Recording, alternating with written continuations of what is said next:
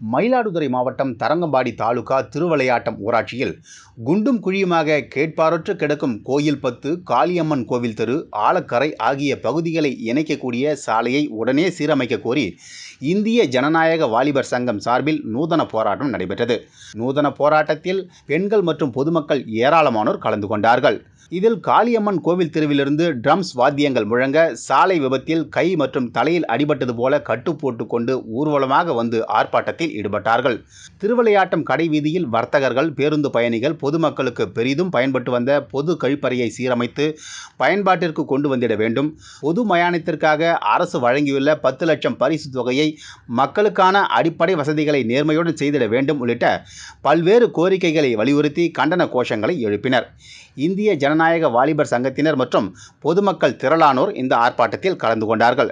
அதனைத் தொடர்ந்து திருவிளையாட்டம் ஊராட்சி மன்ற அலுவலகத்தில் தரங்கம்பாடி வட்டாட்சியர் மகேஷ், வட்டார வளர்ச்சி அலுவலர் மஞ்சுளா ஆகியோர் ஆர்ப்பாட்டத்தில் ஈடுபட்டவர்களிடம் பேச்சுவார்த்தை நடத்தி இக்கோரிக்கைகள் அனைத்தும் விரைவில் நிறைவேற்றப்படும் என வட்டார வளர்ச்சி அலுவலர் மஞ்சுளா உறுதி அளித்ததை ஏற்று அனைவரும் கலைந்து சென்றனர்.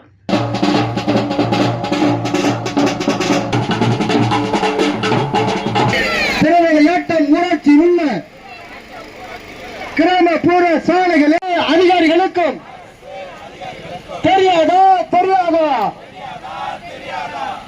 பூர்த்தி செய் உள்ள திருவிளையாட்டம் ஊராட்சியில் உள்ள உடனடியாக கட்டுக்கொடு.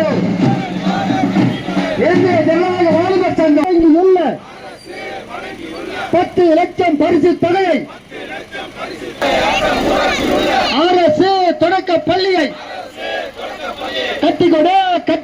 புரியாதா? புரியாதா? தண்ணீர் தேவையை பூர்த்தி செய். தமிழக அரசு நவம்பர் மாத ராசி பலன்களை தெரிந்து கொள்ள தொடர்ந்து இணைந்திருங்கள். மயிலாடுதுறை செய்திகள் வலையொலியுடன் வழங்குபவர் ஜோதிட நிபுணர் RK பானு.